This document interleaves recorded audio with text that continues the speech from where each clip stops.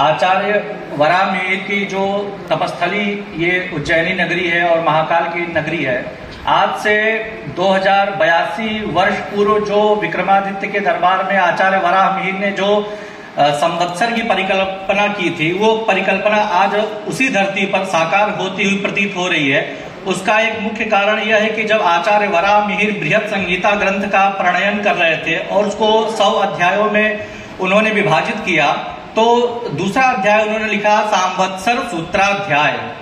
कोई भी ऐसा ग्रंथकर्ता नहीं है जो ज्योतिषी को सांवत्सर शब्द से अभिप्रेत करता है या फिर सांवत्सर कह के उसको संबोधित करता है, किंतु वराहमिहिर ने ज्योतिषी को विशेष रूप से सांवत्सर कह करके अभिप्रेत किया है। और वो कहते हैं कि संवत्सरम वेत्ति जानाति इति सांवत्सरः।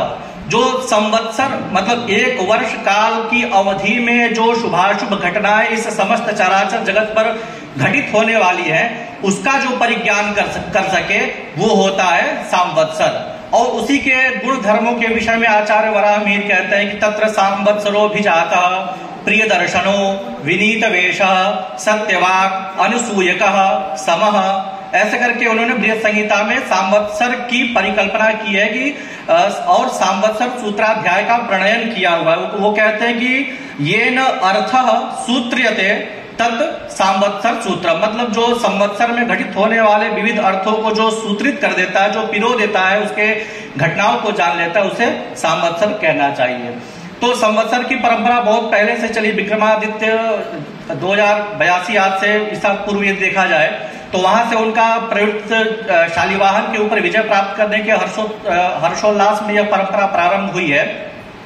किंतु जब भी ज्योतिषीय गणनाओं के विषय में हम बात करेंगे तो जितने भी ग्रंथ के उद्धरण दिए जाते हैं, यहाँ तक कि स्वयं आचार्य वराहमिहिर ने भी अपने पंच सिद्धांतिका नामक ग्रंथ में जो 427 हरगण का उल्लेख 427 जो उन्होंने शकाब्द का ग्रहण किया हुआ है, वो भी शालिवाहन शक का प्रयोग करते हैं। और जितने भी ग्रंथकर्ता हुए हैं और उन्होंने जो भी यदि अपने वर्ष के विषय में साक्ष्य उपलब्ध कराए हैं, वे सारे शक संवत से संबंधित है। यहाँ तक कि विक्रमादित्य का जो संवत प्रचलित है, तथापि उसको उतना आदर न करते हुए जो शक संवत जो प्रायः सौर पर आधारित होता है, उसको वो वहां पर द्योतित करते हैं। और मूर्त चिंतामणिकार भी कहते हैं, चाहे अन्य ग्रंथकार जितने भी आप देख लीजिए, जातक पारिजातकार हो या फिर वैद्यनाथ कोई भी हो, रामदैवज्ञ हो, तो उन्होंने भी शाके मार्गण राम सायक धरा ऐसे करके शब्दों का प्रयोग किया हुआ है।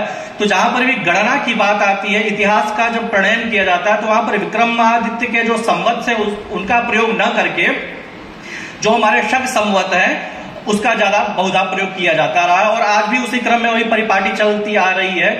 विक्रमादित्य के पूर्व जो युधिष्ठिर संवत चला था, उसके पश्चात विक्रमादित्य का संवत्सर प्रारंभ हुआ है। सुबह प्रातः काल चर्चा हुई थी कि 50 से अधिक संवत हमारे भारतवर्ष में प्रचलित है, किंतु कुछ ही संवत का प्रमुखता से प्रयोग होता है। तो जैसा कि आप जानते हैं कि नवविध कालमान अपने ज्योतिष शास्त्र में प्रतिपादित है, और उसमें जो बृहस्पति से संबंधित काल होता है वो होता है गौरव मान का काल। बृहस्पति सभी प्रकार के शुभ कर्मों का प्रतिनिधित्व कारक ग्रह होता है। जैसे बृहस्पति के अस्त होने पर, वृद्ध होने पर, बाल्य होने पर समस्त शुभ कार्यों का निषेध कर दिया जाता है, तो उसकी महत्ता अपने आप सार्वजनिक हो जाती है। तो ठीक उसी प्रकार से बृहस्पति से संबंधित जो हमारा वत्सर होता है, जो वर्ष होता है, प्राचीन काल में जो हमारा भारत देश जो कृषि प्रधान देश है, वो एक वर्षा ऋतु से अगले वर्षा ऋतु के काल को वो वर्ष से संबोधित किया जाता था। तो वही वर्षा शब्द से वर्ष की श्रृंखला आज भी बनी हुई है। तो जिसको हम वत्सर भी कहते हैं, अनुवत्सर हुआ, ईडावत्सर हुआ, परिवत्सर हुआ, मास अब्द हुआ, ऐसे करके बहुत सारे प्रयोग जो है केवल वत्सर शब्द के उसको प्रयोग में आता है। बृहस्पति का मध्यम राशि जो भोग होता है वो एक राशि पर एक वर्ष का होता है, और मध्यम गति से ही संवत्सर का आनयन करना चाहिए।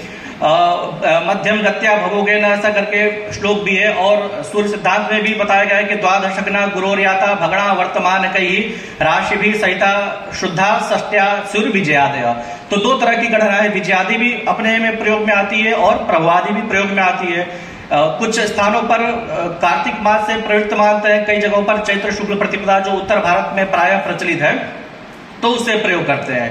अब आप देखेंगे जिस प्रकार से हम चैत्र मास, वैशाख मास, श्रावण मास का प्रयोग करते हैं, तो ठीक वैसे ही मास के सदृश ही गौरव वर्ष की भी परिकल्पना आचार्य वराहमिहिर कर रहे हैं अपने ग्रंथ बृहत संहिता में। और वो बताते हैं कि जिस प्रकार से बृहस्पति जो है जिस नक्षत्र में उदित होता है अथवा जिस नक्षत्र में वह अस्तंगत होता है सूर्य के 10 कालांश वर्ष, तो जिस नक्षत्र में वह उदित होता है तो वो पूरे वर्ष भर आपको उसी नक्षत्र से संबंधित वर्ष का बोध करना चाहिए। जैसे कृतिका नक्षत्र में यदि बृहस्पति का उदय होता है सूर्य के दशांतर कालांश वर्ष, तो वो पूरा वर्ष जो है कार्तिक गौरव वर्ष के रूप में अभिप्रेत होता है और उसके प्रत्येक 12 मास के सदृश 12 वर्षों की परिकल्पना आचार्य वराहमिहिर करते हैं और उसके आधार पर राष्ट्र का फल का निर्धारण किस प्रकार से करना चाहिए उसकी भी वो सरणी को प्रदर्शित करते हैं। क्योंकि बृहस्पति ही एक ऐसा शुभ ग्रह है जो समस्त जीव में जीवन को प्रदान करने वाला कार्य करता है। बहुत सारे जो अभी संवत्सर प्रचलित है, कहीं पर कुछ प्लवंग चल रहा है, कहीं पर कालयुक्त प्रवृत्त हो रहा है, कहीं पर पिंगल प्रवृत्त हो रहा है। हमें ध्यान है कि जब कोरोना आया था 2019 में 2020 में, तो संवत्सर का लोप हो गया था। कुछ लोग आनंद संवत्सर मना रहे थे, कुछ लोग राक्षस संवत्सर मना रहे थे और कह रहे थे कि ये आनंद संवत्सर नहीं हो सकता। बहुत विवाद हुआ था, गुरुजी राक्षस संवत्सर तो चल रहा है कि आनंद संवत्सर चल रहा है। तो लोग सोच नहीं पा रहे थे कि ये आनंद संवत्सर है कि राक्षस संवत्सर है, किंतु लोग ने ये रेफरेंस दिया कि चारों ओर हाहाकार मचा हुआ इसलिए राक्षस संवत्सर ही ये प्रचलित होगा। तो इस प्रकार से बहुत उसमें विवाद की स्थिति उत्पन्न